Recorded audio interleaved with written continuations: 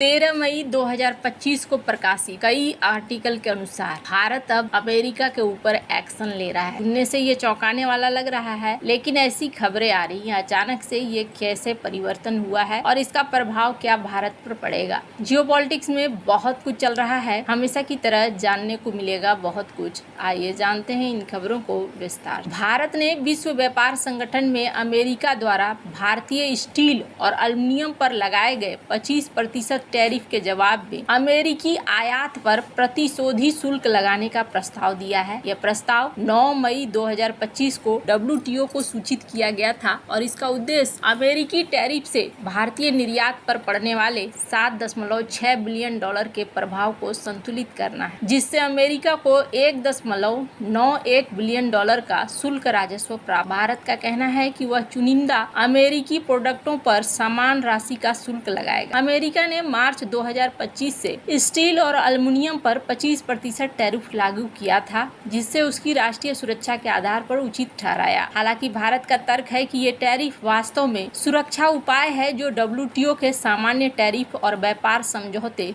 1954 और सुरक्षा समझौते का उल्लंघन कर। भारत ने अप्रैल 2025 में अमेरिका के साथ इस मुद्दे पर बातचीत की कोशिश की, लेकिन अमेरिका ने इसे राष्ट्रीय सुरक्षा का मामला बताकर चर्चा से इनकार कर दिया। यदि WTO इस प्रस्ताव की मंजूरी देता है तो भारत 30 दिनों के भीतर ये शुल्क लागू कर सकता है। यह व्यापार विवाद अमेरिकी राष्ट्रपति डोनाल्ड ट्रंप की दूसरी पारी में उनकी आक्रामक व्यापार नीतियों का हिस्सा है। ट्रंप ने अप्रैल 2025 में लिबरेशन डे टैरिफ की घोषणा की, जिसमें सभी देशों पर 10% शुल्क और कुछ खराब व्यवहार वाले देशों पर उच्च शुल्क शामिल। भारत पर 26% का सामान्य टैरिफ लगाया गया था, जिसके बाद 90 दिनों के लिए निलंबित कर दिया गया था ताकि व्यापार वार्ताएं हो सके। हालांकि स्टील और एल्युमिनियम पर 25% टैरिफ को बरकरार रखा गया, जिसने भारतीय निर्यातकों विशेष रूप से ऑटोमोटिव और निर्माण उद्योग को नुकसान पहुंचाया। भारत और अमेरिका के बीच द्विपक्षीय व्यापार 2024 में 191 बिलियन डॉलर तक पहुंच गया, जिसमें भारत ने 83 बिलियन डॉलर का सामान निर्यात किया। स्टील और एल्युमिनियम इस व्यापार का महत्वपूर्ण हिस्सा है। अमेरिकी टैरिफ के कारण भारतीय निर्यातकों को उच्च लागत और बाजार में कंपटीशन की कमी का सामना करना पड़ रहा है। भारत ने पहले मई में स्टील, ऑटो पार्ट और फार्मास्यूटिकल्स जैसे चुनिंदा अमेरिकी आयात पर शून्य शुल्क की पेशकश की थी, लेकिन ये एक निश्चित मात्रा तक सीमित। अब अमेरिका के अड़ियल रवैये के जवाब में भारत ने प्रतिशोधी शुल्क का रास्ता चुना है। भारत का ये कदम केवल आर्थिक नहीं कि रणनीतिक भी है। सोशल मीडिया प्लेटफॉर्म में कई उपयोगकर्ताओं ने इसे नए भारत के मजबूत नीति के रूप में सराहा, जो ट्रंप के व्यापार नीतियों को चुनौती दे रहा है। कुछ ने इसे ट्रंप को करारा जवाब करार दिया, जबकि उन्होंने इसे व्यापार युद्ध की शुरुआत के रूप में देखा। भारत और अमेरिका के बीच में व्यापार विवाद का ये पहला मामला नहीं है। एक समान ऐतिहासिक उदाहरण साल 2018-19 का है, जब ट्रंप ने अपने पहले कार्यकाल में स्टील पर 25% और एल्युमिनियम पर 10% टैरिफ लगाया। उस समय भी अमेरिका ने इसे राष्ट्रीय सुरक्षा का हवाला देकर उचित ठहराया था। भारत ने इसका जवाब साल जून 2019 में 28 अमेरिकी उत्पादों जैसे बादाम, अखरोट, सेब और रासायनिक प्रोडक्ट पर 120% तक प्रतिशोधी शुल्क लगाकर दिया। इन शुल्कों ने अमेरिकी निर्यात पर लगभग 241 मिलियन डॉलर का प्रभाव डाला। उस समय WTO में अमेरिका के खिलाफ शिकायत दर्ज की थी। दोनों देशों ने बातचीत के जरिए तनाव कम करने की कोशिश की। 2019 में भारत ने कुछ उत्पादों पर शुल्क कम किए और अमेरिका ने भारत को GSP से हटा दिया, जिससे भारतीय निर्यात को नुकसान हुआ। इस घटना ने भारत को अपने व्यापार नीति को और सख्त करने के लिए प्रेरित किया और उसने घरेलू उद्योगों, विशेष रूप से स्टील और इलेक्ट्रॉनिक्स को बढ़ावा देने के लिए मेक इन इंडिया जैसी पहल पर जोर दिया। ये ऐतिहासिक उदाहरण वर्तमान स्थिति से मिलता जुलता है, क्योंकि दोनों ही मामलों में भारत ने अमेरिकी टैरिफ का जवाब WTO के नियमों के तहत प्रतिशोधी शुल्कों से देने का फैसला। भारत का प्रस्तावित प्रतिशोधी शुल्क कई चुनिंदा अमेरिकी उत्पादों जैसे ऑटोमोटिव पार्ट, कृषि उत्पाद, संभवतः रासायनिक सामग्री पर लागू हो सकता है। ये कदम भारत के 41.18 बिलियन डॉलर के व्यापार अधिशेष को और मजबूत कर सकता है, जो 2024-25 में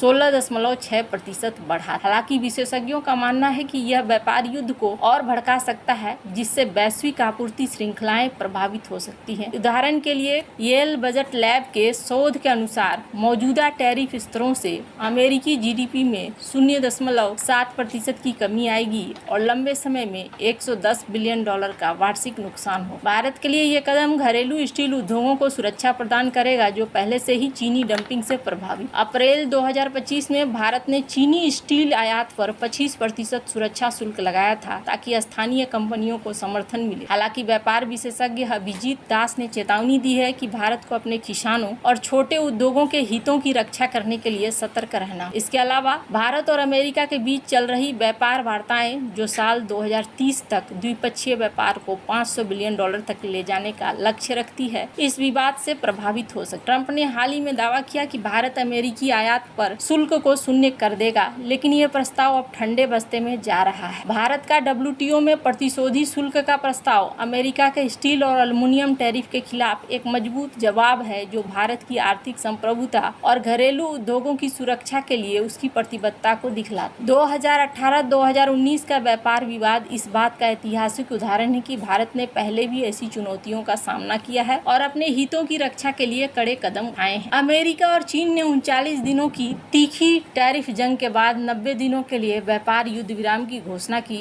जिससे वैश्विक बाजारों में राहत की लहर दौड़ी। इस दौरान अमेरिका ने चीनी आयात पर टैरिफ को 145% से घटाकर 30% और चीन ने अमेरिकी आयात पर टैरिफ को 125 से घटाकर 10% कम किया। हालांकि भारत और अमेरिका के बीच व्यापार वार्ताएं धीमी गति से आगे बढ़ रही हैं। अमेरिकी वाणिज्य सचिव हार्वर्ड लुटनिक ने ब्लूमबर्ग पॉडकास्ट में कहा कि भारत के साथ वार्ताएं समय ले सकती हैं, क्योंकि इसमें 7,000 से अधिक टैरिफ लाइन पर चर्चा शामिल है। लुटनिक ने भारत की सकारात्मक भागीदारी की प्रशंसा की, लेकिन जोर दिया कि प्रगति क्षेत्र दर क्षेत्र होगी। इस बीच भारत ने ऊर्जा और रक्षा खर्च जैसे क्षेत्रों में रियायतें दी हैं और अमेरिकी बोरबोन लग्जरी कारों, डिजिटल सामान्यीकरण शुल्क पर टैरिफ कम किए। फिर भी कुछ विशेषज्ञ इसे हताशा का कदम मानते हैं, क्योंकि अमेरिका के पास इस वार्ता में अधिक लाभ है। भारत ने मोस्ट फेवर्ड नेशन क्लॉज की पेशकश की और चीन द्वारा छोड़े गए क्षेत्रों में अमेरिका के वैकल्पिक आपूर्तिकर्ता बनने की इच्छा जताई। इस व्यापार युद्ध विराम से भारतीय बाजारों में उत्साह दिखा था। BSE और वगैरह आगे काफी बढ़ा। ये स्थिति अमेरिकी राष्ट्रपति डोनाल्ड ट्रंप की दूसरी पारी में उनकी आक्रामक व्यापार नीतियों का हिस्सा है। अप्रैल 2025 में ट्रंप ने लिबरेशन डे टैरिफ की घोषणा की,